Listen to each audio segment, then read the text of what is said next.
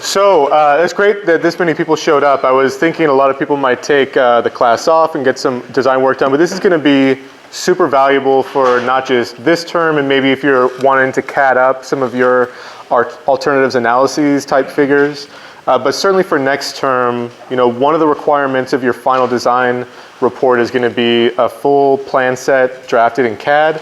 Now that's negotiable. I know there are some projects where people have said that their client's preference would be like a ArcGIS type plan set, and I'm flexible with that, but some sort of plan set, and 90% of you it's going to be AutoCAD. So that's the purpose of today, is going through as many topics as we can fit into this period, and then we'll have it kind of open for your questions as well too. To go through the basics of the CAD template that I created for you for this class, to go through some basics of Civil 3D as well, bringing in survey data, bringing in LiDAR data into Civil 3D, getting that to actually line up, then using it to do some 3D type tools like grading, or we'll do like a roadway profile plan set today as well too. And then just kind of open it up for whatever questions you guys have.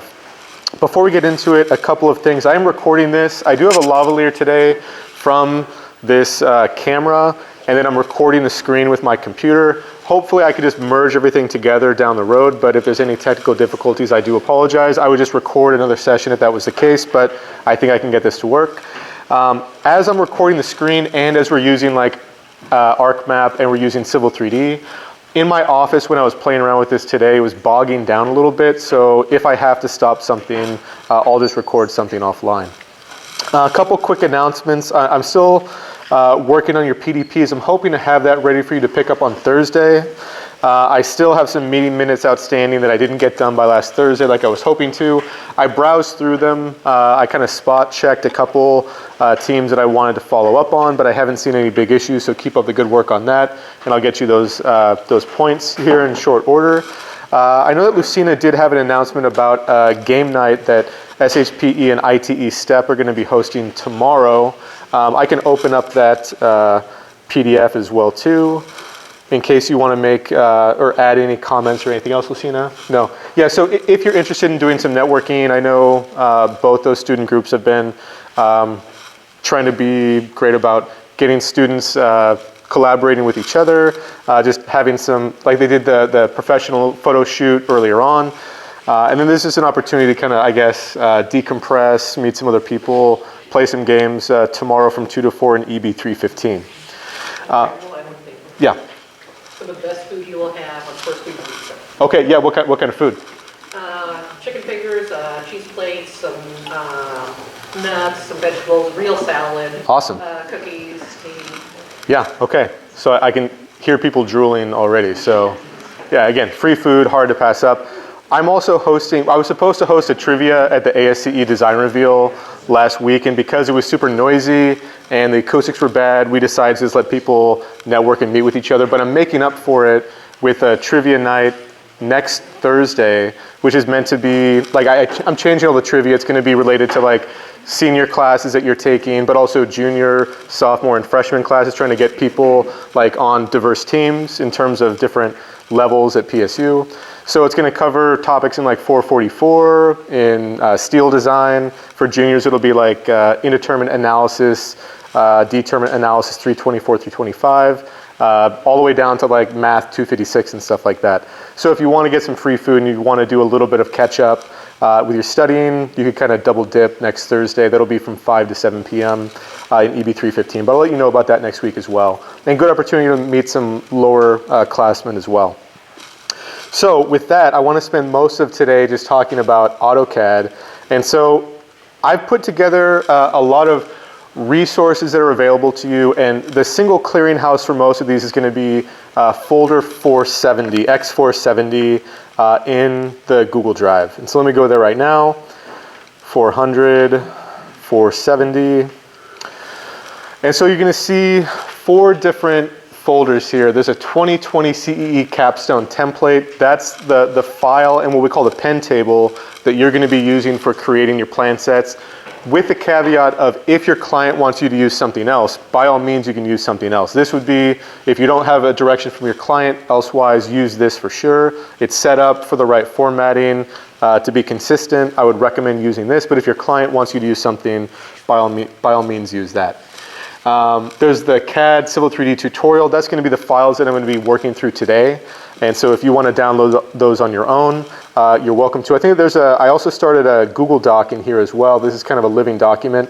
And I've put some links in here to different resources that you might be interested in using. So some general AutoCAD tutorials. Like I'll be able to cover a broad scope of topics today, but there's like 5,000 commands in all this Autodesk software.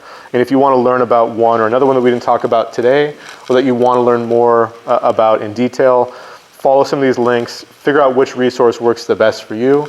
There are even some ebooks on here that you get access to for free from the PSU Miller Library. So there's a Mastering AutoCAD 2019, AutoCAD 2018 Essentials.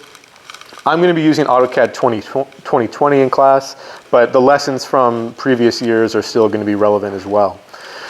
They also have what's called the Hitchhiker's Guide to AutoCAD. I know like 75% of our students took AutoCAD as like their intro to civil engineering coursework, but a lot of people took SolidWorks, which is similar in some respects and markedly different in others. And so that will be a really good kind of refresher for a lot of you if you've never done AutoCAD before, or if it's been a long time since you've used it. Now, a lot of you have been in internships and you may have used AutoCAD or MicroStation or something like that. You can probably skip that, but if you want to go back to the basics, that would be a good opportunity. My intended audience today is kind of broad. I mean, I'm going to try to go through a lot of the basics, but you're going to have to learn some of this stuff outside on your own if you haven't had a formal AutoCAD class, but I'm going to go through it pretty quickly. Feel free to interject with questions and stuff like that, but we're going to cover a lot, and that's why I'm recording it so you can go back and piece through it as you need to. Civil 3D, there are some specific Civil 3D references that I put up here as well. A great thing about Civil 3D is that a lot of the functionality in Civil 3D is specific to civil engineering projects, and so it's like grading. It's like brake lines for grading. It's storm and pressurized pipe systems. It's roadway profiles, alignments, cross sections, things like that. It's all very specific. It's all stuff that you could do in AutoCAD anyway, but it would take you forever to do manually in AutoCAD. So it's like scripts that make a lot of that work a lot quicker for you. And there's a ton. And there are AutoCAD tutorials built into Civil 3D, and they cover all kinds of topics. And so from just getting started tutorials down to bringing in points like from a survey, that's one of the exercises that we're going to do today, to alignments, profiles, that's like a roadway design type functionality, grading for site civil type work. Corridors is like a fancy name for like a 3D rendering of a roadway. Intersections, cross sections, material calculations. Civil 3D is great in that if you tell Civil 3D like how your roadway is going to be constructed, like a cross section, like 3 inches of hot max asphalt, class 3 or whatever, on top of some base course, on top of some sub base or something like that. You tell it the thicknesses and the widths, it'll actually calculate all the quantities for you automatically. You can even put in factors like, okay, when it comes to excavation, multiply that by an extra 20% to account for, how when you pull earth out of the ground, it expands a bit. So a lot of cool functionality in here.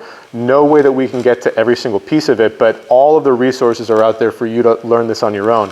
And if you go into these, like I'll just go into a corridors tutorial. I believe that all the computers up here that have Civil 3D on it have the tutorial files already baked in. If not, you can download them because you all have access to full licenses of this Autodesk software. But this will basically tell you, hey, go open up this such and such tutorial file, and then you just start and you go through step by step. So it'll give you step-by-step instructions like where to click. It even gives icons of what to click. It has nice diagrams that kind of walk you through what you should be seeing on your screen as well. And Autodesk charges a bunch for their software, and a big part of that is how much support they provide. And as like a student user, you get access to a lot of that support as well too. So don't think of that as like, I don't want to reach out for help. They're happy to provide it, and they have a lot of resources online. They have videos as well too that you can watch as you see fit. So those are the resources that I've started compiling. The last one that's not Autodesk specific is Dogami's LiDAR data. So Dogami, the Oregon Department of Minerals and Geologic Industries or something, or Geology and Mineral Industries, they have the repository for all the LiDAR data that's publicly available in Oregon. So they've contracted out the state of Oregon for a bunch of LiDAR flights, and all of that they've done is available to you. And you can kind of see in this little map of Oregon on the left-hand side, everywhere there's like dark is where there's been LiDAR overflights, and they have data in those areas of Oregon. And you can go into this online kind of GIS applet, and you can go through and you can download specific LiDAR data for whatever region you're interested in. So we could go up to Portland, and I could click on downtown, and it tells me that there's been all these projects in this area, all the way back to 2005 and as recent as 2014. There are different acquisition dates with different overflights, and all of those have different scopes. But if you download this, it's like a 4 gigabyte file, which takes a while. You can then start pulling it into ArcGIS. You can then go from ArcGIS into Civil 3D and get a LiDAR base map that's pretty good resolution depending on where you are in the state. And so this is an example that we're going to do today, but this workflow of using ArcGIS in concert with Civil 3D is really helpful. Now I know a couple of you have said, hey, we got to go out and get some survey data. That's certainly a helpful thing to do, but you might even get some rough survey data from this that could give you a good start on a lot of the design work that you're going to be doing. So oftentimes not good enough to rely on for design, but a good starting point to get some preliminary quantities, things like that. So those are some of the resources I put up. So things to look at. But again, if you can't find what you're looking for, reach out to me. I can try to help you get some additional data if you need it. Something else that I put in this CAD folder in X470, there are some questions that I always get about layer names in AutoCAD. Like you go into AutoCAD and you look at the layer names, and it's all kinds of like abbreviations, and it's kind of hard to demystify what all of them are. Some of them are pretty straightforward, like CNTR is center, like the center line of a roadway, or BLDG is building. But some of them aren't quite clear, and like the structure of it sometimes is a bit tricky. There's 2 files that I put in here under National CAD Standards. One is actually called the National CAD Standard, it's version 3.1. The other one I think is a American Institute of Architects like CAD standard. They're both called National CAD Standards, but I think they actually do have some substantive differences. What I'm used to relying on is just this National CAD Standard version 3.1. And you can use this. This is pretty old, but not a lot of these layers have changed. This is just an older PDF that I had. This gives you guidelines of how to name your layers in AutoCAD. And Civil 3D has some of these baked in already, and the template that I'm going to give you has some baked in already as well too. But if you're ever having a question of like, how should I name my layers? Let me actually download this so I can zoom in a bit more. Most of our work is going to be in like the hierarchical first letter of like G for general or C for civil. Here we go. Let me just kind of show you how these layer names work, then we'll see it in action in just a little bit. Here, lots of introductory material, but pretty quick it's going to get into the actual layer names. Okay, so here's an example of like, of what a layer name would look like in AutoCAD. So AI dash wall dash full dash dims dash N. So each of those is meant to be like a hierarchical system of classifying what kind of objects are on that layer. So A is for architecture. I can't remember off the top of my head. Maybe some of you would actually know. Wall is pretty straightforward. Full, dims, and N. Dims for dimensions, N likely for new, and then full, it might mean full height wall. Yeah, Pat. I don't think it's for Imperial. We'll actually see the information down here in just a little bit, and we can kind of, and that's a good way to kind of walk through the system of how we would figure it out. So the first letter the discipline designator, here are, I say that A is for architecture. I basically got that from this table right here. A is for architecture, C is for civil, G is for general, things like annotations, things like that may be on general, your viewports, things like that may be on general. And then within it, each of the disciplines has sub-disciplines here. So AI is architectural interiors. So you can use this as either reading different layer information from files that are given to you, or if you're creating new layers, you would then follow these standards for it. Now, we're not going to be doing too much architecture type layers, but as you go down the list, you're going to start seeing them for, let's see, if we get all the way down to civil, like here's survey, V is survey, and then for survey, for example, you can see there's the main designator, then there's like a sub-designator as well too. So V is for general surveying and mapping, VI is for digital survey, VF is for field survey. Now in practice, I often don't see a lot of these sub-designators, like the engineering firms that I've worked for, it was just V, and then dash, and then something else. That was pretty common in my work. But if you're following the CAD standard to a T, it would get pretty detailed and very, very specific pretty quickly. I'm not saying that you have to follow this to a T, but this would be a good way to help organize your work when you are drawing. Because the worst thing you could possibly do is like put everything on layer 0, manually apply all of the colors and the line weights and stuff like that, and then want to change something, and then have a nightmare of a time like trying to find it all, trying to change it. Whereas if you just follow a standard like this and using the template that I'm going to provide to you, if you want to change all the thicknesses of a line, you can just select that layer, change the color, and it'll automatically change it for you. So there's a lot of benefit of doing this organization on the front end, so you're not, acting retroactively on the back end. So just something for you to know exists as a resource if you want to find out more, information about layer names and stuff like that. Here's the civil layer list starting on PDF page 63, and we've got a bunch. So C-BRDG on the left-hand side for bridge, and then we have all different types of sub layers within that. Bridge dash CNTR for the center line of the bridge, bridge dash deck, et cetera, et cetera. Try to read these descriptions, try to organize your work as much as possible. And again, a lot of capstone projects end up being handed off to future groups, either immediately or maybe even like a year divorce from this project year. But if your line work is not following a standard, they're going to have to just toss it all because they're not going to be able to, understand what's going on. So it's not just for you guys, but it's for a legacy in the future as well. And just getting used to a CAD standard would be really helpful. But primarily what this is going to be about, most of our work in here is going to be under the C discipline, and then do your best to try to put it on a reasonable layer. Now, what's not identified here that's often a big question is like, what thickness of a line should I use? What line symbol should I use for these? There's a little bit of information in here about that, but most of that's going to be based off kind of experience and asking questions, because different pages on your plan sheet, you might want to emphasize one part of your design, whereas when you show it on the other sheet, it might be more subdued. And so there are some general rules that we'll kind of talk about, but it's a little bit more flexible than the layer names themselves. So that's another resource that you have that's underneath that CAD X470 folder. Sorry, let me bring up, here we go.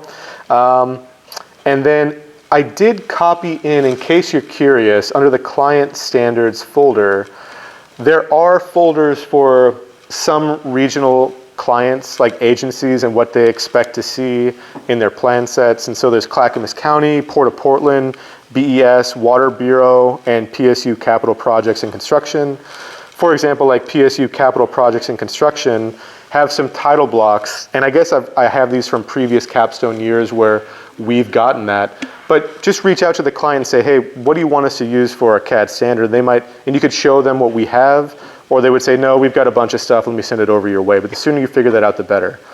Now, it can get tricky, like City of Portland, you've got multiple different bureaus, And some of them use MicroStation, some of them use AutoCAD. They have different CAD standards. And so there's not necessarily one size fits all for everybody, even within a single agency like the City of Portland. All right. Do you have a question? Or okay, great. So let's actually get into the software now, and let me show you what this CAD template looks like. So under 2020 CEE capstone template, there are 3 files. And these 3 files need to live together all the time, basically. There's a .dwt file, there's and 2 .ctb files. The .dwt file is the template. That's what has like some of the standard line work in it, has some layer names, it's got the title block in it, it's got the pen tables attached to it, and the .ctbs are what we would call the pen tables. It takes the color of a line in AutoCAD and it converts it to a black or gray line with a specific thickness when you print this out to PDF or to an actual printed page. And they've got to live together.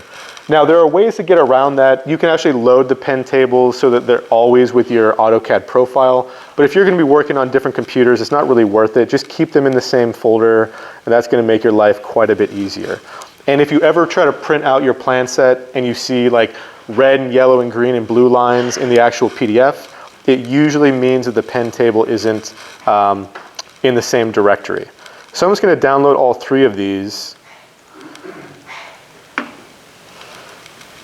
And let me show this in this folder. I'm just going to cut these. I'm going to make a new folder on my desktop, and we'll just work in here for now. Okay, so I want to start a new CAD file from this template. And this is where we have kind of a bigger discussion. Now this automatically opened up in Civil 3D 2020. I'm actually going to close that and open it up in Autodesk, just regular. Not everybody's going to be using Civil 3D, and it has a different tool palette. So I'm going to start with just regular AutoCAD first, and then we'll go into Civil 3D in just a second. But here's kind of a sneak peek of what you're going to see. Then we'll go ahead and we'll close that, and we'll open it up just regular vanilla AutoCAD. And you guys all know that you can download AutoCAD for free, right? I mentioned that before. If you just search Google Autodesk education software, the very first link that you see is like download free software. You sign up for a free account, you register it with your @pdx.edu email address, and then you can download everything with like a 3-year license. Now obviously it's for academic only purposes, but let's see. Do they do that also for Civil 3D? Yeah, any Autodesk product. Yep, any Autodesk product. Now there's a couple where we can't install it in the computers here, like InfraWorks is a really cool piece of software. And in fact, that's something that I've had presenters come in and talk about or showcase in Capstone before. InfraWorks is like, it's like pre-designed. Like it's not as detailed as what you would see in like Civil 3D, but you can make like roadways and like waterways, bioswales, buildings, stuff like that pretty quickly. And I've had somebody from DEA come up and show that. And whatever you kind of visualize in InfraWorks, you can then import into Civil 3D. But we can't install it on the computers at PSU. It's only something you get a student license for at home. So let me open up that template file. Oops.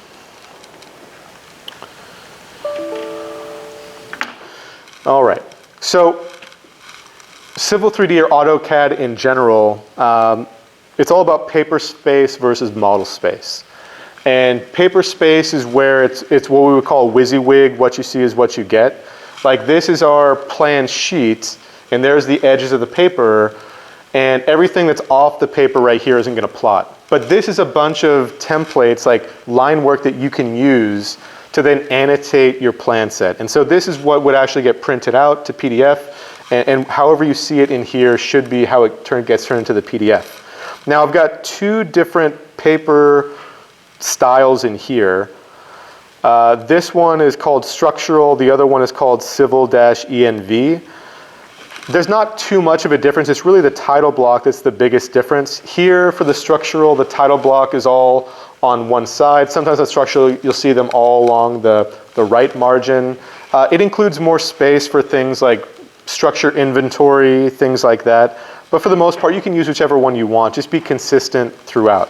And so these are what we call layouts or pages that you can use to create your plan set. And the title block's already in there, which is really helpful.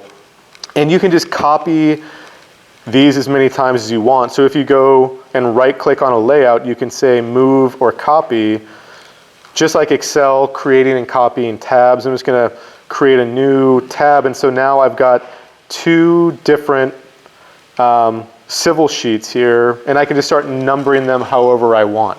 So that's how you would create your plan set, is just copy pages and then modify them to fit whatever you want. So I'm just going to delete the structural here.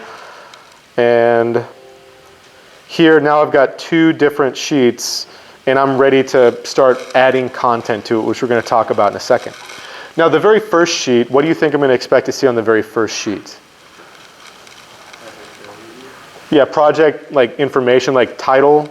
It's kind of like the cover page of a report. You often have a figure on there as well too. It might be a map, it might be an actual image that you're going to insert. And then you're going to have a big title on the top. You're going to list the client. You're going to list the project location, stuff like that. And then on the subsequent pages, it kind of goes from broad information down to narrow information.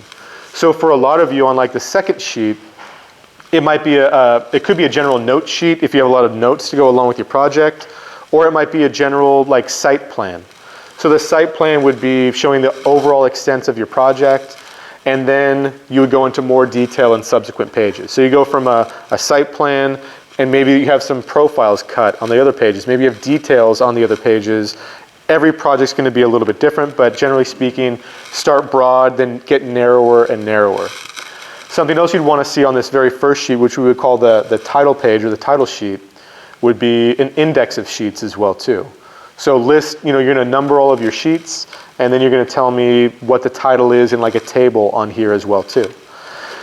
Now, yeah, question? Is there a maximum number of sheets? No maximum number of sheets. I mean, if your computer starts slowing down, that would be a problem, but I don't think it's going to be an issue here. Now, minimum number of sheets, I'm looking to see, I would expect to see like 6 plan sheets, roughly. It depends how much detail is on them as well, but let's say 5 to 10 plan sheets is pretty reasonable, including the title sheet. That's what most groups have created in the past. Yeah, Ferris. Title block, is that the same as the rest of them?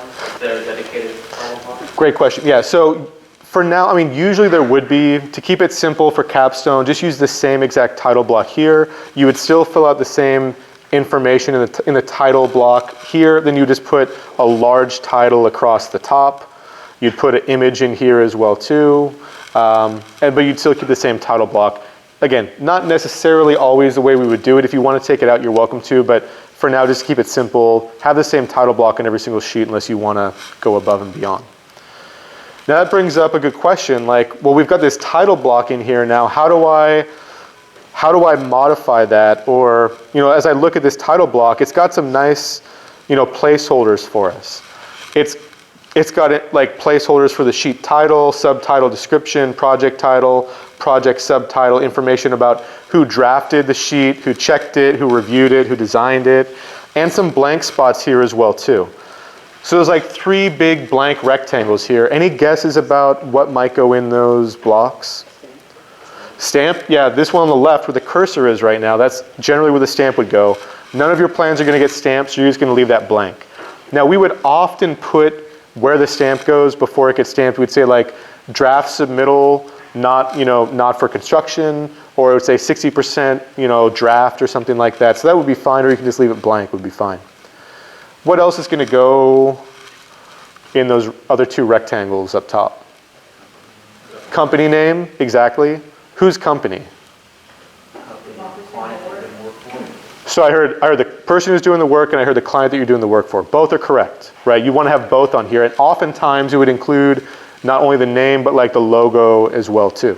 So PSU logo along with 2020 Civil and Environmental Engineering Capstone, that would make sense to put in one because that's our brand, that's our company, right? The consultant doing the work. And then whoever your client is would go on there as well too, oftentimes with the logo. Clean Water Services, Fern Hill Wetlands or something like that. Maybe even list the client name, whoever your official client is. Now, how do we actually get that in there? How do I get the sheet number? Because when I move my mouse over this, everything gets selected. It's like all part of one big block. And that's on purpose. What we can do is we can just double click on this, and it brings up this great dialog box that prompts me for all the information that it's looking for. So here, there's a variable called sheet title. The default text is sheet title, but if I were to change this, I could call it, title sheet, because this is the very first page, whereas the next page might be site plan or general site plan or something like that. Well, maybe for the sheet subtitle, I don't want to put anything, so I select it, delete it out, sheet description, don't need anything, delete that out. And it updates automatically as I'm going through the dialog box. Look, now it says title sheet, then below is blank, it's blank. I can put information here about who the reviewer, the checker, the designer, and the drafter are. Yeah, Lucina. Project title and project subtitle are not on this. Great question. And that's I where just yeah. load the block, redefined it. Yeah, you would edit the block, exactly right. Yep. And so, and there's a good reason for that, is that all the information that we're putting into here, it's called an attribute. An attribute is part of a block that is sheet specific. All the other parts of a block are just block specific. And so this block, if I were to just hit OK right now, and actually I'm going to change the sheet number as well to sheet number 1. If I were to go to our second sheet that I created when I copied it, that second tab, and I go down, look, nothing has changed down here. The attributes are sheet specific, so then here we could call this like either the general notes or a site plan sheet or something like that. I'll just make this a site plan, delete out the subtitle and the description, and we'll call this sheet number 2.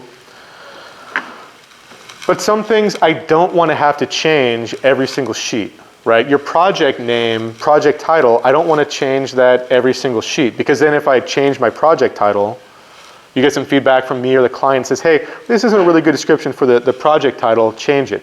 Then you go through and you change half of your sheets, you forget to change the other ones. You have this internal inconsistency that would be, pretty bad.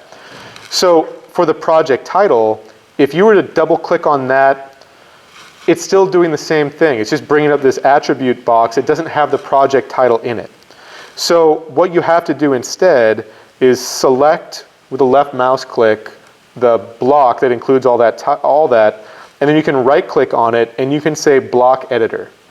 So a block is simply glued together objects. Here, these glued together objects happen to all be text.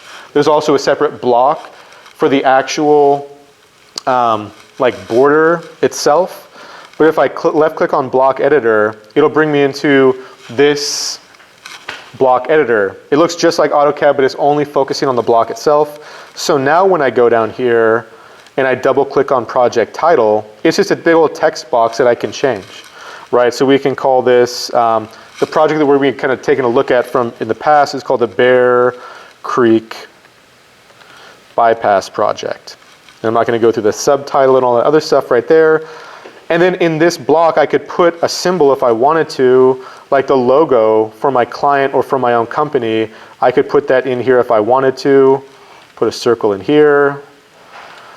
All of those are going to get saved to this block. And if I go to close block editor up in the ribbon bar and say save changes, there you go. It has Bear Creek Bypass. It's got my square. It's got my circle. And if I go back to sheet number 1, it has those as well.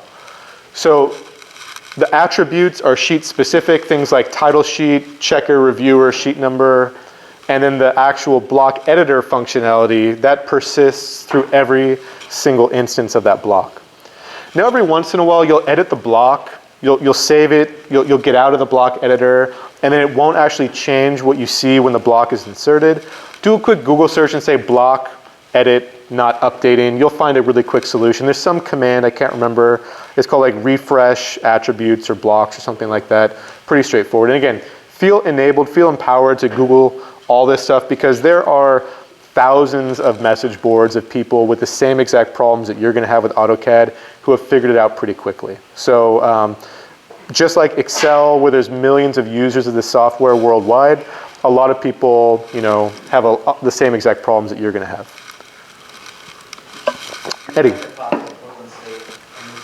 emblem in there, would you have to XREF it or? Great question. Generally speaking, it'll show up as an XREF, but usually the command that I would use for bringing in like PNG or TIFF or bitmap files or JPEGs would be image attach, is pretty common. And so the reason I do image attach is that you have control over the border of that symbol. If you do just a XREF or like a copy paste of a graphic, then it'll always have a border and you can't get rid of it. If you do image attach, then you can specify no borders for it. So I believe I'm recalling that command name correctly, but image attach. And if not, just do a Google search and say, how do I get rid of the border on this inserted graphic in AutoCAD? And you'll find it within 10 seconds. But there are a couple different ways of bringing it in. Now it will show up as like a referenced file. And I can't remember, sometimes attaching is different than referencing. We're gonna get into this in a second. If you attach a file, it becomes part of the .dwg itself, whereas you can just delete the file that you attached, like from your downloads folder. If you cross-reference something, XREF something in, then you need to keep that file wherever AutoCAD thinks it is. And the best thing is just keep all of your related files in the same exact folder. That's just gonna make your life so much easier. When you XREF something in, we're gonna do that in maybe half an hour. I always recommend specifying a no path, meaning it's only gonna look in the immediate directory where that .dwg file is, and it won't try to look on your network drive or in some other folder. Just always keep all of these related files in the same folder. It's gonna make your life quite a bit easier. But we'll get into XREFs a little bit later on.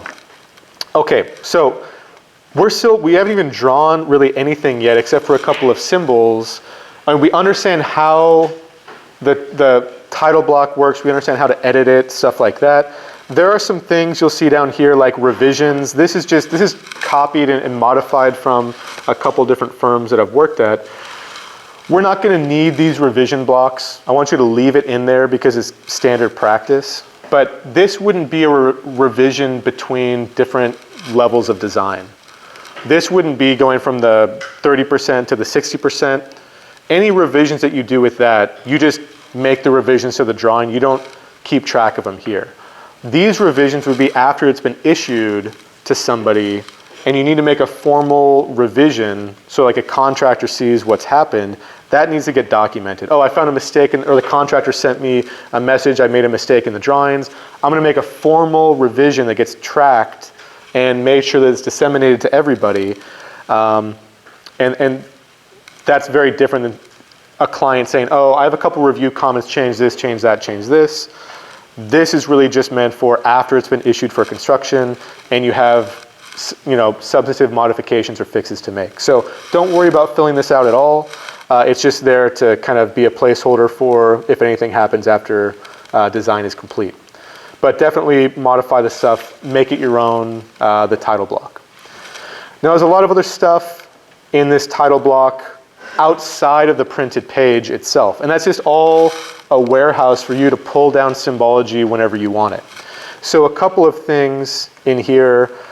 Weld symbols. I don't know if any teams are going to be doing a welding, but some standard weld symbols are in here for, like fillets and grooves and stuff like that. Just if you want to use them, you're welcome to. Break lines, if what you're showing on the page is going to extend longer than the page and you want to break it up into two different pages, you can use a break line to show where that break is occurring. So you can copy these. The ends of hollow pipes, like we get this symbology for the ends of hollow pipes, things like that.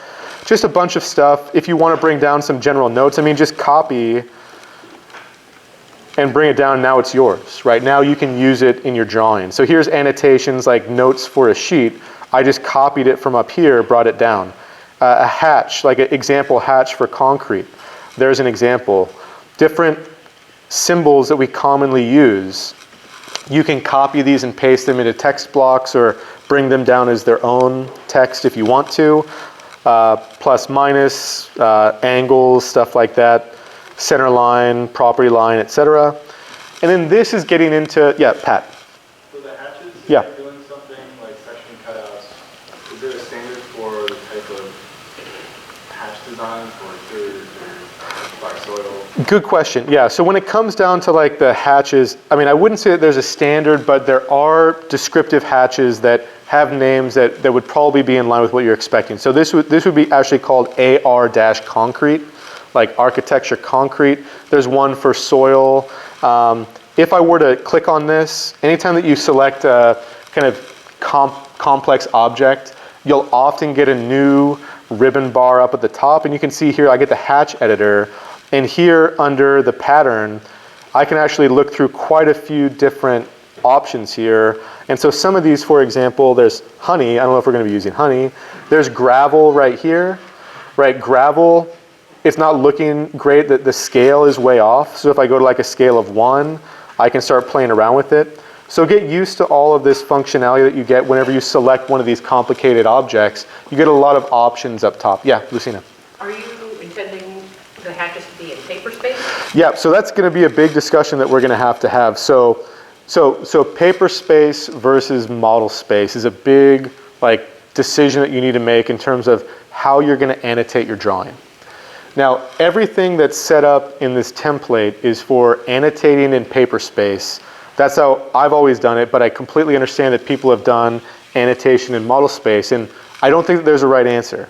I think that for people learning for the first time, I think that paper space annotation is easier, but I already see some people shaking their head yes, and some people, saying no. So it completely is up to you. This is set up because the way that I teach is paper space annotation because that's what I'm used to, but you're welcome if you have the know-how to modify the template to do annotative model space, dimensions, hatches, stuff like that. It's completely up to you. Now, yeah, so that might answer your question. You might agree with it, you might not, but that's the standard, the way this template is set up. So some other stuff here that's also important, the actual line thickness. So there's 2 pen tables, and their entire job, they sit in the same directory as your drawing itself, and then when you go to print, it takes the color of every single object and it converts it to a specific black or grayscale line with a specific thickness solely based off the color.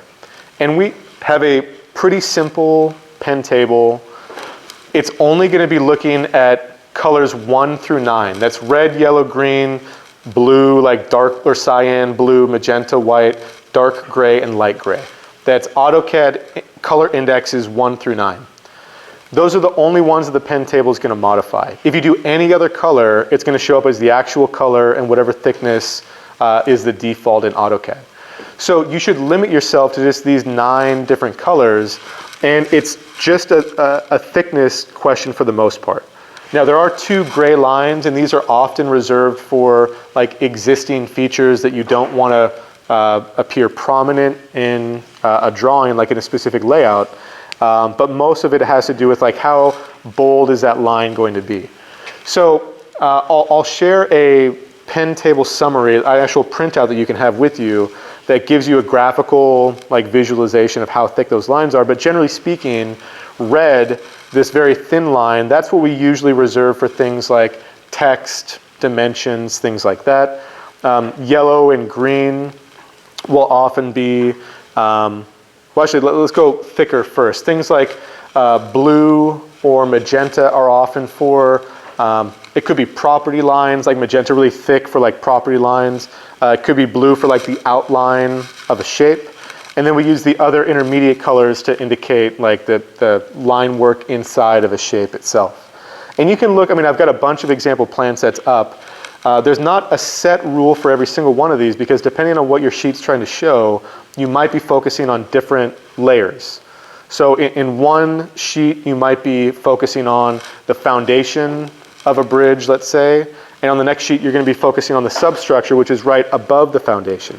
Well, on the first sheet, the foundation, it might have like a darker line work. On the second sheet, it might be lighter because you're not emphasizing that for that sheet. So it's really a choice, but generally speaking, text, dimensions, it's got to be pretty thin, like red or yellow for the most part. And there are some layers already defined for you in this template. Now, they're not all there that you would need, but there's quite a few of them, and they're mostly annotative layers, so dims, those are all red, as you can see right there. Text, red, title block text, and title block like border is shown as yellow, so a bit thicker. The title's green, so a bit thicker. Some of these are already defined for you, mostly the annotative stuff, liters, dimensions, text, stuff like that. But then again, you can use your best judgment, and you can always ask for my feedback. If you want to, send me a file, I could print it out, we could sit down, and I could give you some thoughts about that. But it's all about what are you trying to focus on, what are you trying to emphasize. Now, there are a couple special layers that we've got to talk about. First off, there's a G-ano-vport layer. Vport is a viewport. It's what you put. It's like a window that you put in paper space. It lets you look inside of your model space. And that is a special layer. Always make that viewport object on this layer because it's set to not print. So it won't print the border. It'll print everything inside the window, but it won't print the border itself. And that's actually just a little symbol. It's very hard to see because there's no way to zoom this in as the way I have it set right up now. But there's a little printer symbol, and it has a little tiny red circle with a slash through it, which means it's set to not print. Same thing, there's a layer called _scratch. It always shows up at the top of an alphabetized layer list. And that's just a layer for you to play around with, like temporary lines, things like that. The scratch layer is magenta, so it really pops. But it's set to not print because we don't want all of our temporary lines to show up in our final PDFs. There's one called xref_xref. All of the cross-referenced in files should go on that layer as well. A lot of people put those on layer 0, which can cause some issues, especially in Civil 3D. So anything that gets cross-referenced in has to be assigned to a layer. Use xref instead of layer 0. Layer 0, don't use it for anything. Just causes problems, especially if you're using other software like Civil 3D. It can cause a lot of problems. And then def points, that's a reserved layer. You wouldn't use that either. But everything else is completely up to you guys to play around with. Each layer has a default color associated with it. And each layer can also have what's known as a viewport color. So there's color and there's viewport color. Within each single viewport, if you go inside the viewport, you can select the viewport color and it will update just for that viewport. So if you want a line to be red in one viewport and yellow in the other, that's what VP color is all about. And that's to kind of override it for a specific viewport. It doesn't change the default color for that layer. It just changes it for one specific viewport. So if you're trying to emphasize something in one viewport, and for the same thing, trying to make it more subtle in another, use viewport color. Don't change the color of the object. Don't change the default color of that layer either. And that, I've got to say, that is the single biggest issue with drawing with people who are just starting out with drafting is that these are default properties of all the objects on these layers. So there's line type on here. So most of these are continuous line type. You can do like center and hidden, all different types of dashes and stuff like that. But this sets the property for all the objects on that layer, but you can override it. I could draw something right now. Let's just go ahead and do it. I'm gonna go to a specific layer right here. So let's go to, I'm on G-ano-dims. And if I draw a line like this, it's red, but it automatically shows the pen table, and so it turns it to black. But if I go to properties for this line, I'm going to dock this on the left. I can change that color. Right now it's set to by layer, which means that it gets the property of the layer. It just adopts whatever the color of the layer is.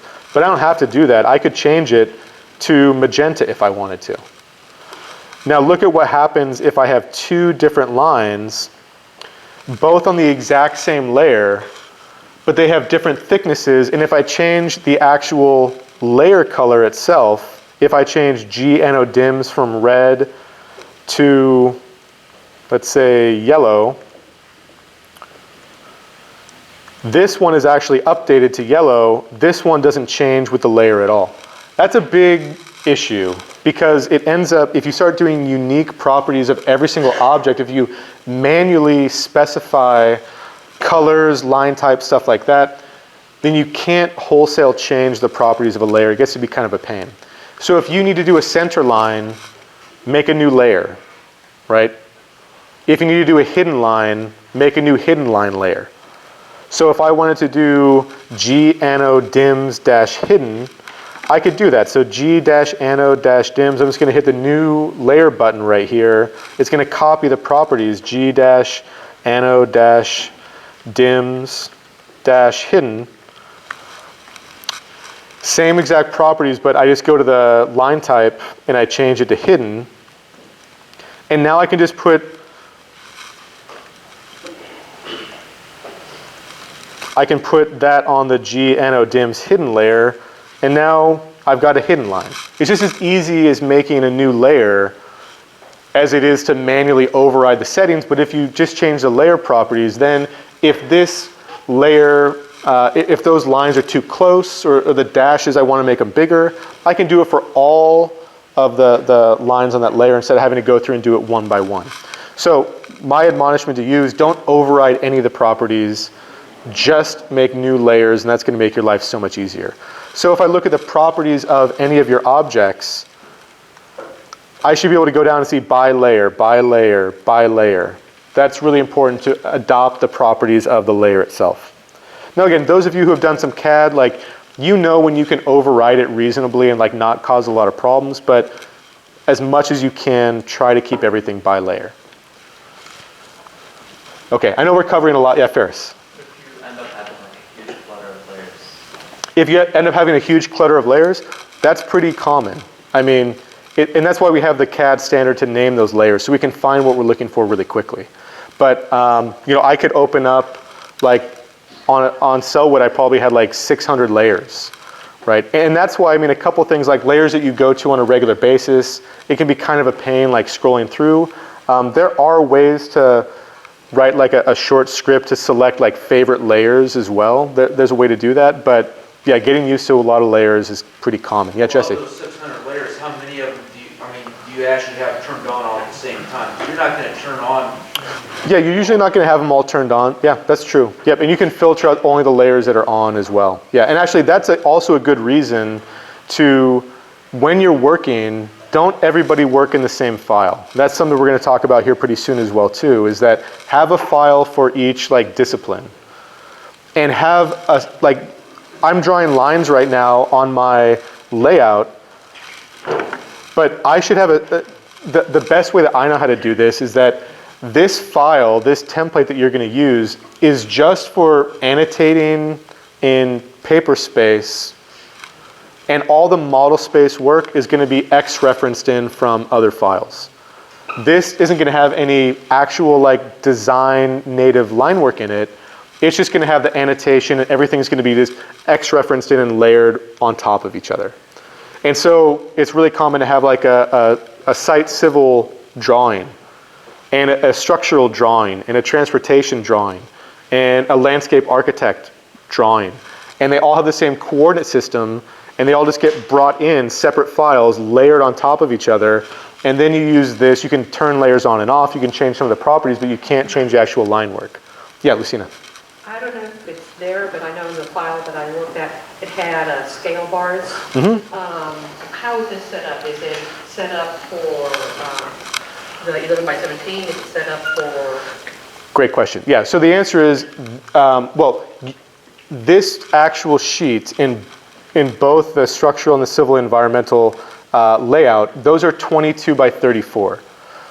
So when you're using the scale bar, use it for 22 by 34.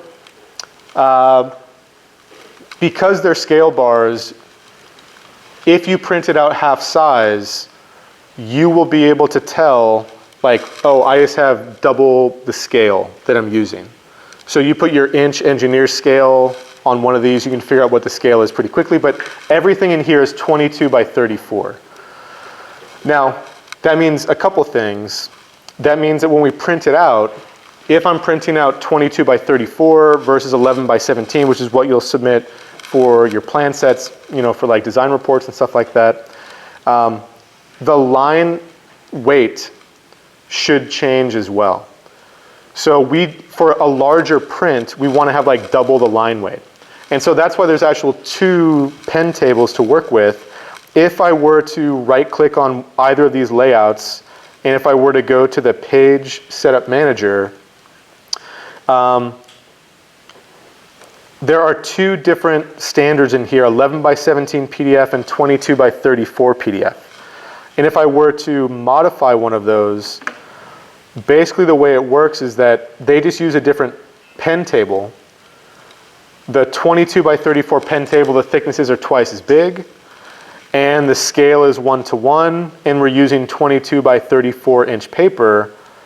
Or if I go back to the 11 by 17 page layout, I now use the 11 by 17 pen table with half the size of pens. I'm scaling it down 1:2, and I'm using 11 by 17 inch paper.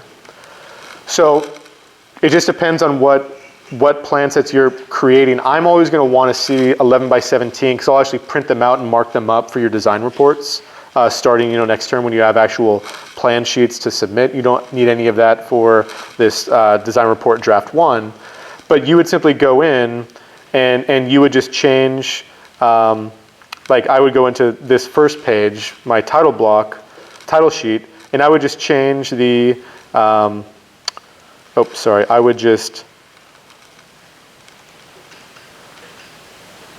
I'd have to go in and click on this, click on this and go to set current. And it'll change it to 22 by 34. You just go in through each layout, say set 22 by 34 to current or set 11 by 17 to current, and then it'll change it. Actually, when you plot out all the sheets together, you can do it all at once. You can batch that. But when you go to plot, or they call it publishing when it's more than one plot, you can actually specify, do I use 11 by 17 standard layout or do I use 22 by 34? It's relatively straightforward. Once you've got that, it'll automatically create the correct size and use the right pen table. And I'll show you how to do that in just a second. Actually, we just do it right now. If I go down to the layout tabs and I use like shift or control, or probably shift, I think. Yeah, those are both selected, right click, and then say publish because I have multiple selected. It will ask like which, I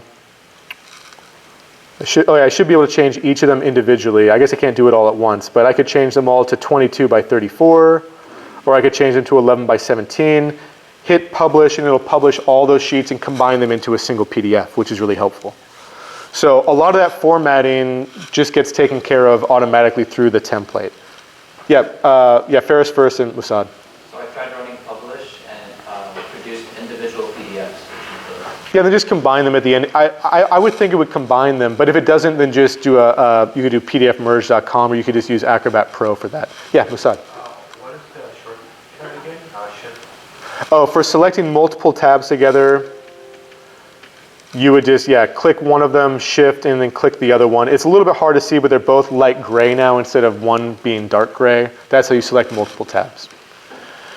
And again, a lot of the mechanics, just come to me as you have questions. Some of this stuff is going to be a little bit non-intuitive, and I'm happy to, help you out case by case. Yeah, Pat. Going back to the layer descriptions. Yep. Is there a way to create a master table where you just search the name and then the description pops up? Do you know what I'm saying? So you can, there are plugins for the National CAD Standard for AutoCAD that we don't have. That makes creating those layers a bit simpler, but yeah, we don't have a resource like that. It costs money. Technically speaking, I'm not supposed to share that like 20-year-old version with you guys either. But yeah, I don't have a full built list already, unfortunately. Okay, so let's talk about actually bringing in some line work here. So I want to. If I'm in the model space, I know it's cut off on the screen on the projector here, but I just went to model space.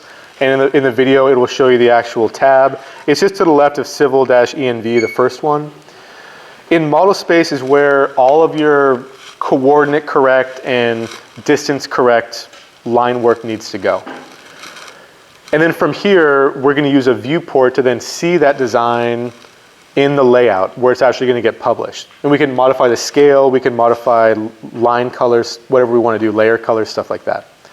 But don't draw in model space in this file. Try to prevent it. And that's simply because we want to have separate files for everybody who's working on the project. And so what you can do is you can just create multiple blank files. And I have 2 new blank files opened up right here. And I can start drawing whatever I want. Let's say one of these is going to be like the foundation of a structure. And so I'll draw that in like plan view right here. So it's a simple rectangle, and maybe I'll add like some drilled shafts or something like that. Poorly constructed, but it's okay. Okay, so there's some foundation. And let's say that I'm like the geotech lead on my project. And I've got the foundation drawn.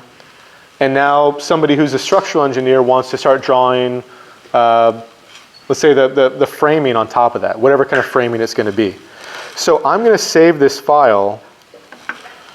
And I'm going to put it in the same exact directory as everything, all of my other drawings. So that I put it in a new folder on my desktop. I'm going to call this foundation. And then if I go back to my original drawing, I need to save this as well. So let's save this. And I'm going to put that in the same new folder directory. And I'm going to call this like plan sheets. It is simply the file that I use to collect all the designs together and then print it out.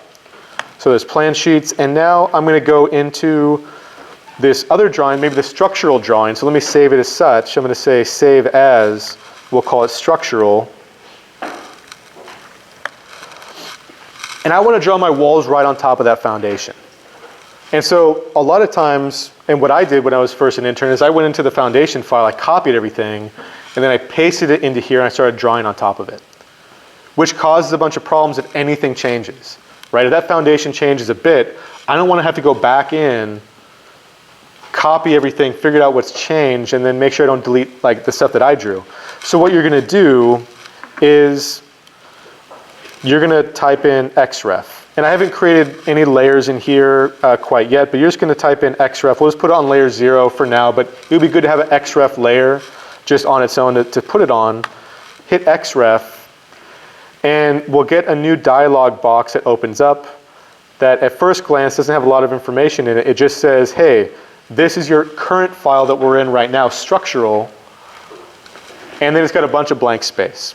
Well, what you can do is you can click on attach DWG. There's actually a drop down. You can attach all kinds of files, images, stuff like that. I'm going to do just attach DWG, browse to that new folder, and double click on foundation. I'm going to cross-reference in that file where I can't really mess it up very easily. And if that file ever changes, this is going to update that line work as well. So here, important stuff. Scale, path type, and insertion point. Do yourself a favor and make it easy to have a scale of 1 and an insertion point of 0, 0, 0. Everybody should be having the same like coordinate system. Like 0, 0, 0 should be 0, 0, 0 in all the other drawings as well. And if you have coordinate specific locations, and we'll talk about that a little bit in Civil 3D, it's okay if your 0, 0, 0 is 6 million feet away from where your actual drawing is, as long as where 0, 0, 0 is consistent. Because when we talk about state plane coordinate systems and stuff like that, we're going to be millions of feet away potentially from the actual origin. That's fine. So we don't want to specify the insertion point on screen. We just want to type it in as 0, 0, 0. We don't want to specify the scale on screen. It's going to be 1, 1, 1. Now the only reason that you might change these would be you get a file from somebody else and it's like in metric in a different coordinate system completely, and you want to put in the scale factors and the offsets and just have it taken care of right here, as opposed to going in and doing all that manually to the file. That's the only time that this really needs to get modified. And the other, and rotation the same way. The other important thing is path type. Do no path. No path means it'll only look in the same directory as all of your other files. So always have all your files in the same directory. And if you're using Google Drive and like Google File Stream, you could have somebody at home working on a file, somebody else on campus working on a file. As soon as one of them gets uploaded, like revised, you'll get a notification and it'll ask you, do you want to reload this XREF, which we're going to see here in a second. So 1-1-1 scale, 0 insertion point, 0 relative rotation. Yeah, Lucina. Did you say you wanted attached as opposed to overlay? Yeah, great question. So attachment versus overlay, I can never remember the difference. One of them, if you attach or overlay, I can't remember which one it is, any files attached to the file that you're attaching also come with it. So yeah, so the question is like, do you bring in the XREFs of an XREF, or do you just overlay? So I think overlay is the better one because it won't bring other cross-referenced files in. So overlay, I think, is the more common practice. Thank you for mentioning that. Okay, so hit that. Now I'm cross-referenced, and now I see that foundation. Again, it's gray, and there's a little bit of light on here, so I apologize for that, but hopefully you can see this foundation that we drew that is not in this file, technically. If I click on this, left-click on that, all of it gets selected at once. The rectangle, the circles, and if I go to properties for it, it just says it's an XREF, external reference. And I can actually go into the layer properties, and on the left-hand side, it'll tell me like what layers are used in specific XREFs. Now, unfortunately here I put my line work on layer 0. That's really a bad idea, specifically because of this. You can't change layer 0 properties in an XREF. And so if I were to do this properly, I would go into Foundation, I would select this, I'd make a new layer, and we'll just call that new layer Footing. I'll change the color to whatever I want. And here's where I'd point out with the color. This is so tempting. There's so many awesome shades of colors to use. 1 through 9 is just this row right here. Just use that row. Those are the ones that are actually mapped to specific pen sizes. So I'll use green, hit OK. I'm going to put all of this on that specific layer. I don't want to change that. I want to change the layer name to footing. And while we're at it, I'll go back onto the footing layer, and I'm going to put some additional lines here just for fun. We'll call them soil nails or some nonsense like that. So I've modified this file. As soon as I save it, my footing file, if I go back to structural, I'm going to get I should get a little notification. Actually, it's already updated automatically. Sometimes it'll give me a little notification and says, hey, foundation is changed. Do you want to reload it? In this case, it did it automatically, which I'm not used to. There's probably a setting that you can specify whether you want that to happen or not. And now it's updated. Now, if I were to select one of these, oh, I'm sorry, I'm still in the foundation file. That's why. I want to go back to structural. Okay, here we go. This is what I'm used to. Down here, an external reference file has changed. Do you want to reload it? Generally speaking, you would say yes. So all the time I'll be working in a file, and somebody else in my office would update something that's X-referenced into my file. And I get a notification because it's all on a network drive, and I'd update it and I'd see, okay, how have things changed? So now this has changed. It's still just one big XREF. I can't go in and manually delete single lines very easily. Now there is kind of a rabbit hole. If you were to right click on an XREF and say, edit XREF in place, you can edit it like you're in the native file right there. I don't recommend doing it that way. It just causes issues, especially if somebody has the other file open. So I would always recommend not doing edit XREF in place. Just open up the other file, make your modifications, save it. I think it's a cleaner way to do it and causes fewer problems. However, you can modify some ways that the XREF is displayed. So if I go into my layer properties for my structural sheet, I can look at all of my layers, and some of them are specific to the XREF. So foundation, the name of my XREF file, footing is the name of the layer. I can change the color of this layer, I'll change it to cyan, that only changes it in this file. It doesn't change it in the native file itself. And so I can change how that's displayed. If I save this file and I go back to the foundation drawing, oh, did it change? No, I just didn't go to the foundation file properly. There we go, yeah. So it doesn't change anything in the XREF file, which is the beauty of this.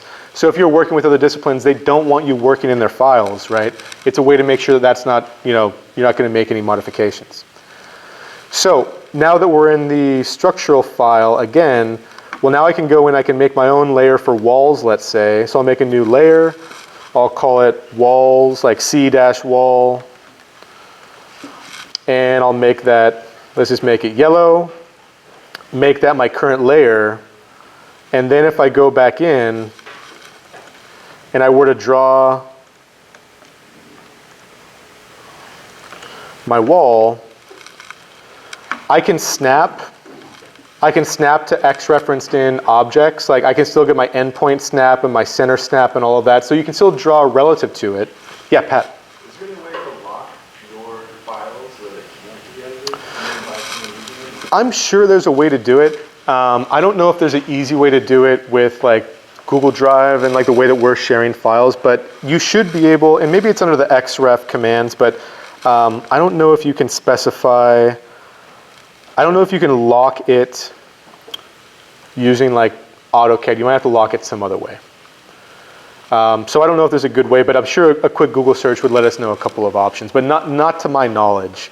The only way that I've known how to do it in the past is with like a check-in, check-out system, like a document management system that was kind of baked into AutoCAD, but it was a third-party solution. So that's where you guys as your group members need to figure out the best policy of how to prevent that from happening. Okay, so now we've done all of our design work in two different, what I would call like model files. So I'd actually call this like model underscore structural and model underscore foundation. And then I go into my layout sheet where we're actually going to print this stuff out. And then I'd X reference it in there. So let's just do that. So everything is saved right here for foundation and for structural. Then I go back into the sheets, like the layout file. This is, again, where I have my actual like plan sheets.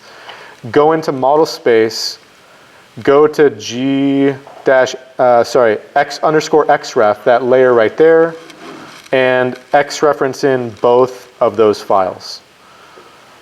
So foundation, no path, no path, overlay, no rotation, no scale, X reference in, structural, no path, overlay, scale of 1, no insertion points. And then I could zoom all. And there's the line work. Again, it's X referenced in, so I can't edit it very easily, but that's kind of on purpose. And now if I want to show that work, I would then go to my plan sheets. I would go to my G-ANO vport layer, and then I simply type in the vports command. That allows you to create one or multiple viewports on your sheet. Click on single, generally speaking, and then just draw a rectangle. And there's our design. And you can go through, you can look at the properties for that viewport. You can change the scale. So under standard scale, I could change this to whatever scale I want. And here, yeah, it's a really small scale, so like 1:2 or 1 to, yeah. Yep. If we're given a title block file, like, I guess, do you think we'd be able to follow what you showed us earlier as far as if, like, creating the sheet set essentially? Because all I have is basically, you go into model space, it's just a block in model space, and it doesn't, I don't know. Yeah, so, and actually we can set up a time to kind of work through that. So a lot of times the actual title block is a model space file that you then X reference in to paper space. And I can kind of walk you through that process, but that's a really common way to do it. Yeah, question? What's the difference between the way you did the viewport or MView? I think it's the same thing. Yeah, I think it's the same thing from what I understand.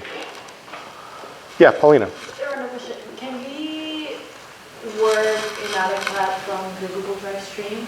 Not directly. So you can work in AutoCAD with a file that's stored. Like if you use Google Drive file stream to like see it as a regular Windows folder, you can work in AutoCAD there for sure. But I mean, there's no app within like Google Drive that it. Yeah, but you could use that's no problem. You So, could. like you could use, like we could work on this extract these files as if we were working on a like big network. Exactly. Yep. Now AutoCAD creates like lock files, DWLs, and it creates like backup files as well. And so every once in a while, if you're on Google Drive, you'll see these extra little tiny files like .baks and .dwls pop up. And that actually kind of helps prevent other people from editing that file. But it can be a little bit tricky with network drives that have a little bit of a lag. I'm Yeah. not sure I fully understood what Paulina was saying. Yeah. I understood what she asked, Yeah. but I didn't understand the answer. Yeah, so I think the idea is that if you use Google Drive file stream, it makes your Google folder, you can interact with it just like a regular Windows folder. And so you could open up a file on Google Drive using file stream with AutoCAD, and it would just be like opening it up on a local folder on your computer. Can two people open it at the same time? No, and that's kind of what that lock file is all about. So it should create, if you're working in the Google Drive file stream, it should create a .dwl or .dwl2 file. It's like a lock file. And so you shouldn't both be able to open it up at the same time. Now the issue becomes if there's a lag of uploading that file, you could conceivably both have it open. It should give you an error when you try to save it that things have changed, and then you would create a backup file or something like that. But this is why I think it's a really good idea to break up your files into who's working on it, right? So one file for each person, have a really clear demarcation of like what kind of line work's going to go in each file, and then only have one person responsible for like the layout file. And so try to break it down person by person with each file, or some way of indicating who's working on what. Because on a network drive that's all, like a central server, like in-house, it'll happen immediately, and it's not that big of a deal. With Google Drive file stream, it can be a little bit laggy, and I think it'll cause some problems as well. Yeah? I think there's also a good feature on AutoCAD where you can automatically save instead of manually. Yeah, so there is an autosave. Yeah, and I believe there's a functionality where you can archive older files with like different file names, like with the date or the time in it as well too. I don't remember off the top of my head, but it can be good and it can be bad as well too. If it saves something that then you can't go back to a previous version, it could be trouble sometimes too. So I wouldn't say that it's always the best way to go, but it could work well for your team. Yeah, Lucina. You downloaded and you're working on the desktop. Mm-hmm. Can you show us how we would work on it from the Google folder? Yep, exactly. No problem at all. Yeah. So this is the actual Google Drive file stream right here. So if I were to open up so this is just the specific files for the tutorial today. This is not going to mess up the template or anything else. But if I were to open up, this is Google Drive file stream. So this is a Google Drive folder. If I were to open this up, there's that template file. And if I were to, let's say, go to Save As, I can put this on, let's see, I'm going to have to go, I don't have a shortcut for it right here, but if I were to go to this PC, this is my Google Drive file stream folder, go to My Drive, right, it's pretty nested for what we're doing here, and then Resources, CAD, Civil 3D Tutorial, Files, and I'm just going to call this like temp.dwg. If I were then to go in the web onto the Civil 3D Tutorial and Files, so there it just popped up right here. So there is a little bit of a lag with that, and look, there's a .dwl and a .dwl2 file. Now, theoretically, if somebody else was using Google Drive file stream at a different location and they were looking in this folder, if they tried to open up that file, it should give them an error because of that DWL and DWL2 file. But because it can be a little bit laggy, conceivably there could be a hiccup. So I would just be concerned about that. But yeah, go ahead. when you open this, I thought this was a regular like desktop folder, not the Google. Can you move it to where you can see? Yeah, absolutely, yeah. And so it looks just like a regular desktop folder, but because like this little symbol right here indicates that it's part of Google Drive file stream. And if you install that client for your like local computer, and all the computers in EB have them, from what I understand, it will simply give you a different drive letter that is your Google Drive. Yeah. Yeah, so you should be able to do it, and that would be really helpful because if somebody modifies an XREF, it'll automatically upload, you'll get a notification, and then you'll start, you'll reload the file and everything's, hopefully copacetic. So Google Drive file stream can be really, really helpful for this regard. Now, just a little bit more, we're not going to be able to get into all the Civil 3D stuff, but I'll do that next week because it's going to be useful for a lot of folks. If I go back into my plan sheets file, oops, actually where was I doing that work? Boy, I know it's around here somewhere. It's not temporary, I just did temp. Let me close this. Don't need to save that. Plan sheets. I'll just make a,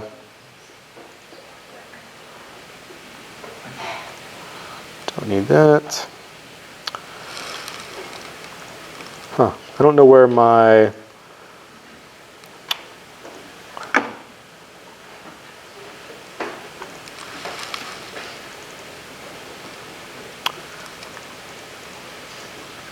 okay, well, I'm just going to XREF that stuff in here. I don't know where my other file went. I must have accidentally overwritten it, but it's really quick to XREF again. So XREF command, bring in both the structural and the foundation as overlays. Desktop, new folder, foundation, overlay with no path, and do the same thing for the structural sheet, no path, overlay. Okay, so now this is what I see in my model space of the sheet that I want to actually create the plans from.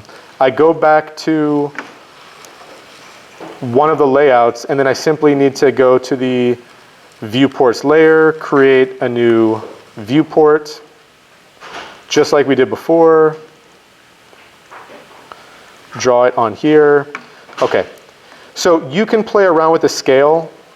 If you go to the properties for any of these viewports, you can actually specify a standard scale down here under the properties standard scale. This has both architectural and engineering plan sets, but here I'd recommend using just the civil ones. Whatever it is, you can specify that with a scale bar, or you can just indicate the scale underneath if you want. That's something we'll really get into when you start actually creating your plan sets. But now that I've got that in there, this is where the difference of annotating in model space versus paper space is really important. So this is just a window. This is a viewport into my model space. So I'll go back to the properties for that. I'm going to lock it down right now. Display locked, yes. That means if I were to jump inside by double clicking, when I zoom in and I zoom out and I pan around, everything moves together. I can't change the scale or the location of my viewport. If you don't lock the viewport by going to properties for the viewport, it's going to mess everything up. You're going to annotate, and then everything's going to move, and it's going to be kind of a pain. Here, lock it down. Once you have it locked down, then go to your annotation layers like dims and all of that, and then you can go up to start dimensioning. Now this is actually in Civil 3D right now on accident, but it's similar kind of a front end. I can go and I can do a linear dimension if I want. And all of the formatting is already set. The arrow size, the text, all of that's already set. I can go and I can specify any other kind of dimension that I want. So I could do the radius of these circles. I could do liters if I want to. All of that annotation is set in terms of formatting, but it's all in paper space. So if you ever look down here, this is like the good kind of touchstone of am I in paper space or model space. Here it says paper. That means that everything that I'm drawing right now is in the layout. If it says model, then everything that I'm drawing is like coordinate correct and size correct, whereas this is a scaled content. So I strongly recommend all of your annotations being in paper space, but if you're comfortable with model space annotations, that's fine. Now there is a way, like if I were to actually go in here and move like this around, the dimension should move automatically with it. They're what's called associated dimensions. So here, all that I'm doing is moving the window, but all of these dimensions are moving with it. Now, in some cases, they're not moving exactly as I'd like them to. Like this stays put, but the arrowhead follows the center of the circle, whereas this dimension right here followed everything wholesale. It takes a little bit of getting used to, but there's no like silver bullet approach to it that is gonna make everything easy. Paper space dimensioning is easier in some regards. Model space dimensioning is easier in others. Just whatever you're comfortable with, but I always start out at least with students telling them, draw your text, your annotations like liters, dimensions in paper space if you can help it. But that's not the only right way to do it. So, without getting into Civil 3D quite yet, maybe if there's not a lot of questions, I'll kind of preview it for you guys. But that's a lot of information, and there's a lot of little details in there that, especially if you haven't used AutoCAD a lot, it's going to take some getting used to, right? So a lot of the clicks, like right clicks versus left clicks versus some of the keyboard shortcuts like escape and control and stuff like that we use quite a bit. A lot of that, it's going to take some time to get used to. But what questions do you have from this kind of showcase of the CAD template? Yeah, Dylan. So this is kind of really specific to our project, but I have a file that is all Portland, and I want to crop it down to just a very small section. And how I did it before is I just deleted the rest of Portland. But how would I do that with like a viewport? Yeah, great question. So actually, you wouldn't use a viewport. You would probably use a cross-reference with a cropping, like polyline or something like that. So I'm going to bring in a cross-reference file here that you guys all have access to. That's like older version of like downtown, especially focused around PSU.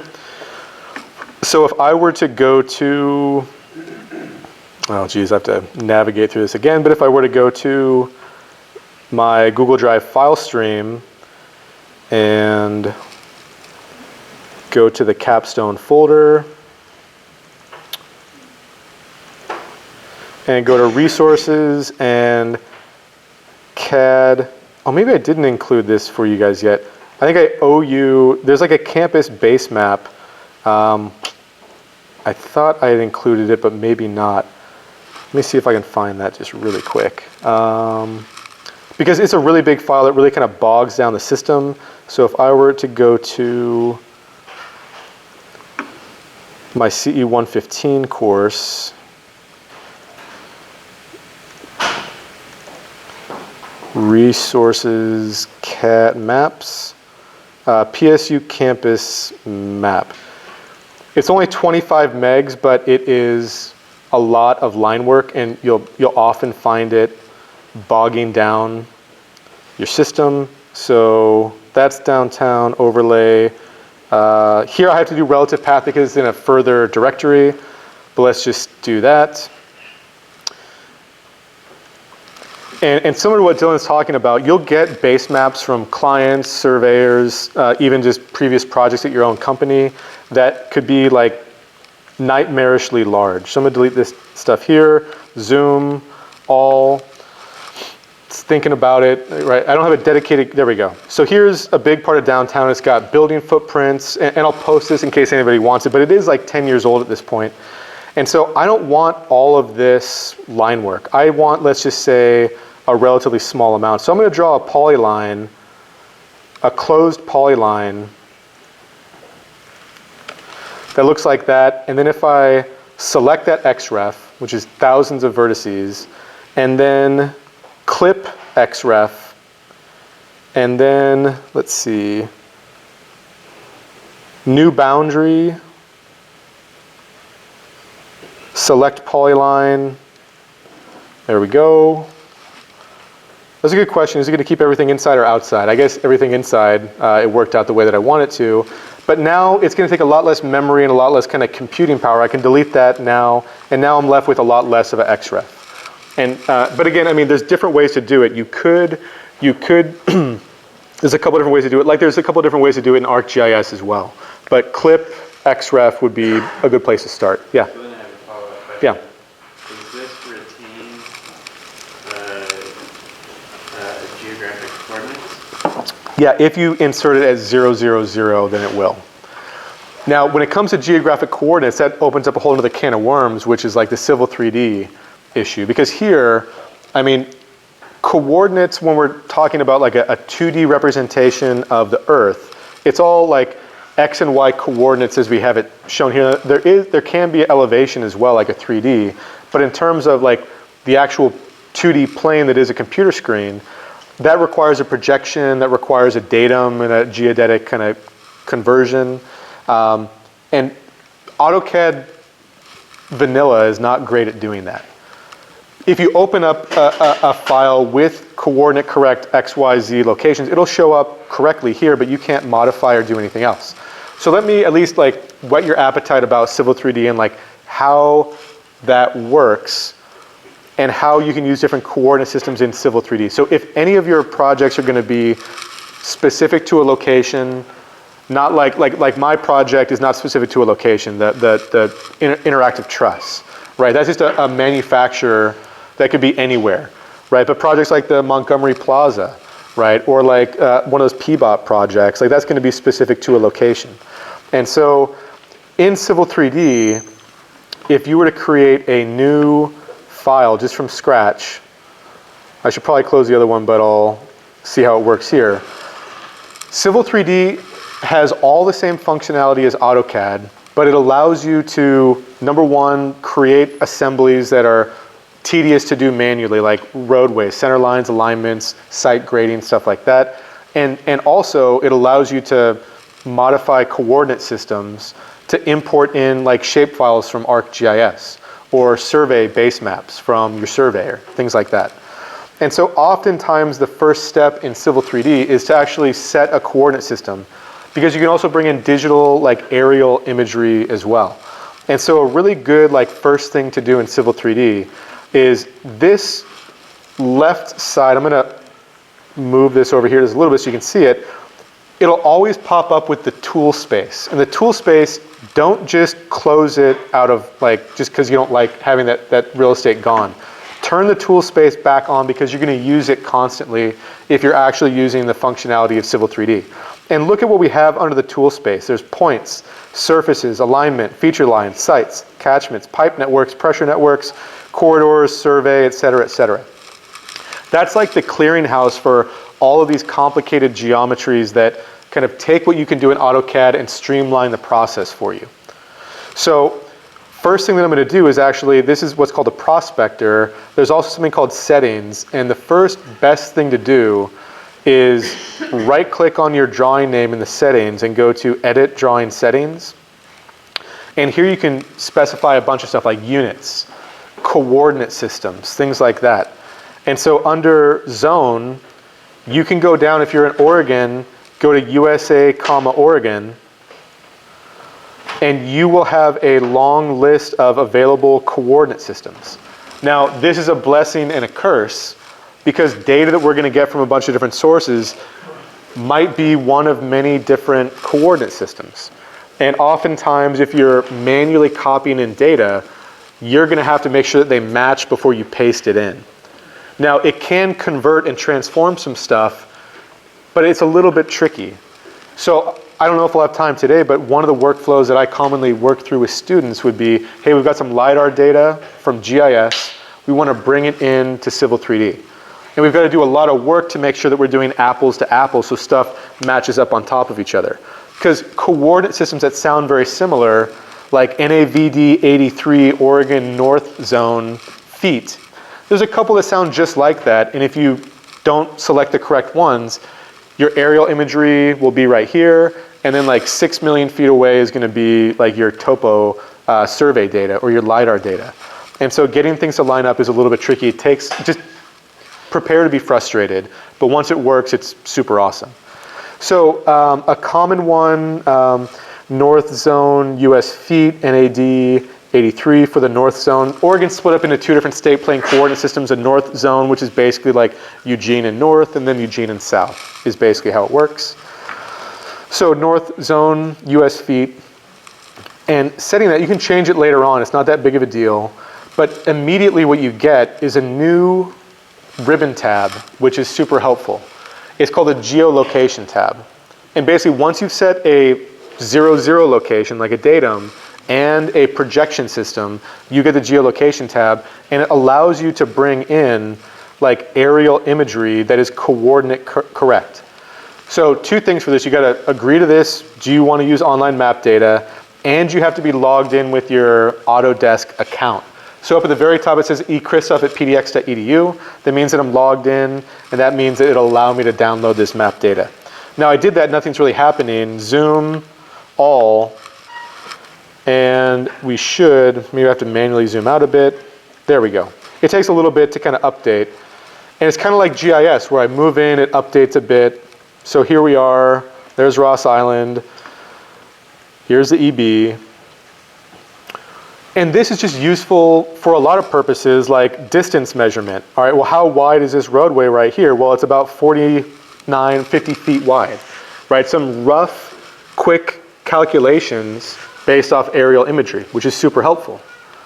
Now, what if I also have like LiDAR data or survey data that I want to lay on top of this? Well, if you get the coordinate systems correct, it'll lay smack dab right on top of each other. And so the aerial imagery and some other data like survey data or LiDAR can be super helpful together.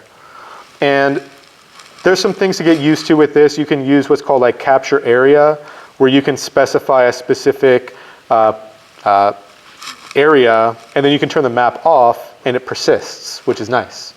You're not constantly downloading data, and this is basically an image that's going to persist in your plan so you could use it as a background if you want to. So that's one possible use of Civil 3D. Now the other thing, like I mentioned, we can bring in stuff like LiDAR data. Well, before we get into the LiDAR data, because I'm going to jump into ArcGIS really quick, any questions about Civil 3D? Can you repeat, you said that was image persist? It's called, let me turn the map back on. It's called capture area.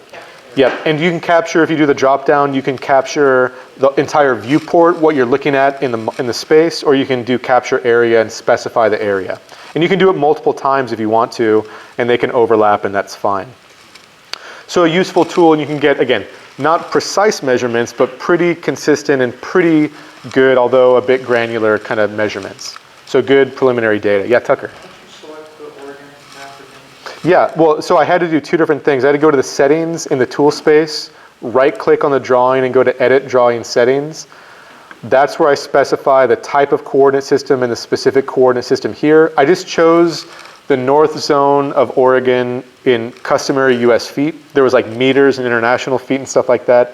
If you know the coordinate system that your data is going to be coming in at, you can specify that at the outset, or you can just change it later on. It's not critical. And then once I have that, then the geolocation tab in the ribbon pops up. And from there, you can simply turn this map to whatever type that you want, and then you can start, moving around. So a good, it's better than Google Maps because we can start measuring stuff and drawing on top of stuff, right, in a much more precise way than we could in Google Maps. So a good layout kind of a tool to use. Now, what if I want to get more technical information? Like, what if I want to bring in survey data? Well, there is survey data, like an example in the files that I provided, that we're not going to get to all of them today, but for example, here's an example of survey data directly from somebody that we worked with on a project down in Malala. All right. Number, comma, number, comma, number, comma, number, comma, description. Right, we got to work with the survey to figure out like what do those numbers mean. In this case, it's point ID, northing, easting, elevation, and then a description. Not every survey data is going to come the same way. But you can bring in this data. You can actually use Civil 3D to bring in this data and plop it right in if you have the right coordinate system. Now, the tricky thing about this, and you might run into this, is that this data is using the Oregon state plane coordinate system, which Civil 3D doesn't have baked in. And so you have like two options. Well, you can use some surveying software to first transform it into a coordinate system that Civil 3D can understand and then bring it in. Or you can manually move it, move the aerial imagery to get pretty close to line up with the survey data. That's an option as well. And it's not the end of the world because the survey data is never going to be perfect anyway. Sorry, the aerial imagery is not going to be perfect anyway. So there's a lot of different ways to approach it. But in Civil 3D, just to kind of highlight where that functionality is, geez, I can't remember where I am anymore. Here we go. In Civil 3D, you can go to import survey data, and I can walk you through the process. We'll do it maybe next week, and I'll record that as well. Is you can bring this field notebook into a database, from that database into a point cloud, from that point cloud to a 3D surface, and from that 3D surface you can start doing a lot of interesting stuff. Like, hey, I want to create a level bench that's 20 feet by 30 feet, and I want to set the elevation to figure out how much cut or fill that's going to be.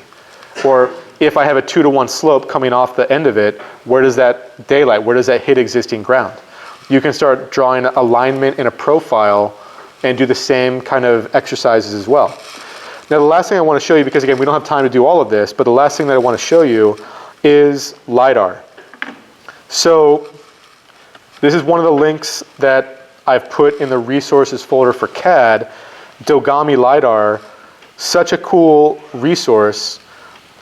A lot of the state of Oregon, and again, some of you are working in Washington, so I do apologize, but they might have a similar kind of a resource. You can go into a specific quadrangle, left click on it, download all of that data from multiple overflights of the area, download it all. This is like 5.1 gigabytes, so I'm going to cancel that. I've already copied it over to my computer. So if I go to my C drive and temp, this is what that data looks like right here. There's like a 2004, 2009s, and a 2013 to 2014 overflight of the Portland metro area.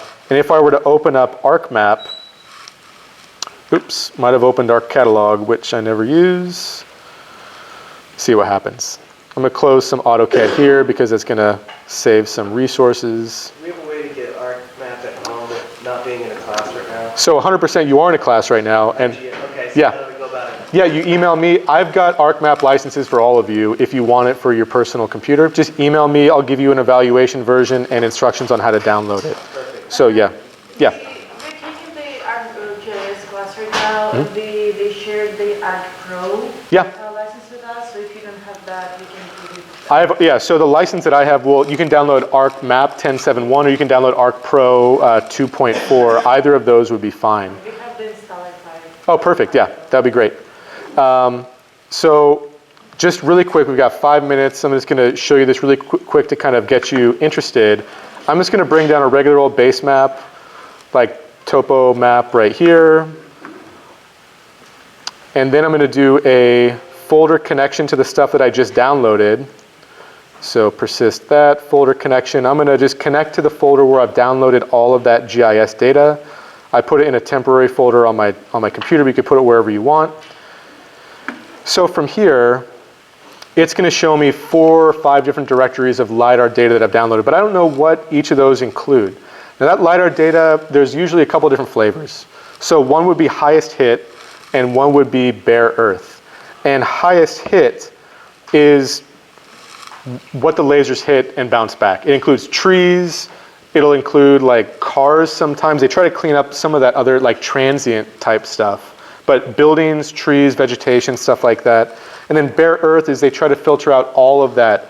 They try to get rid of trees, any other vegetation, cars, buildings, stuff like that. And yeah, go ahead. Like water, does it get rid of water too? It doesn't get rid of water. So you would get, it doesn't include any bathymetry. It'll just include a flat plane, but I wouldn't rely on that elevation. It would just be whatever the elevation was that day.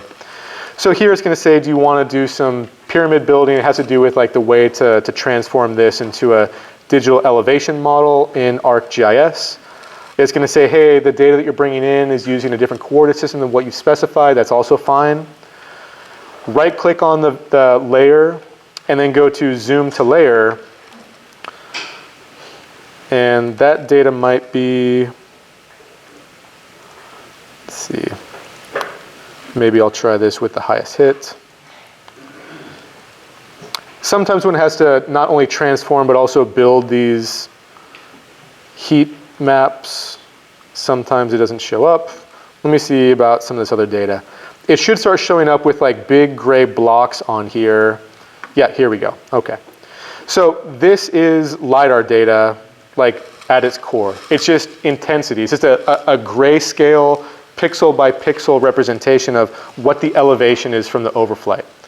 And so from here, this data, we can cut it up, we can export it, we can bring it directly into Civil 3D. Now, there is a way to bring it directly into Civil 3D, but it causes a lot of other problems. So usually as an intermediary, we go into here, we find the LiDAR data that goes in the area that we want.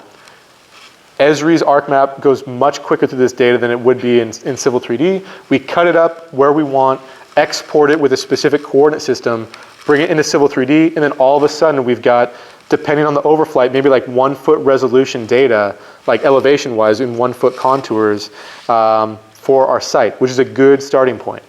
Now, how precise is it? Hard to say, but certainly good enough for the 30% design level that we're often doing in this class, and a really good starting point along with the imagery that you can also get in Civil 3D. So those resources are out there, and I'll continue this on next week. Optional class, I'll record it as well, but if you want to learn more about how to trim this up, bring it into Civil 3D, do site civil type calcs, do roadway calcs, stuff like that, we'll get into that next week.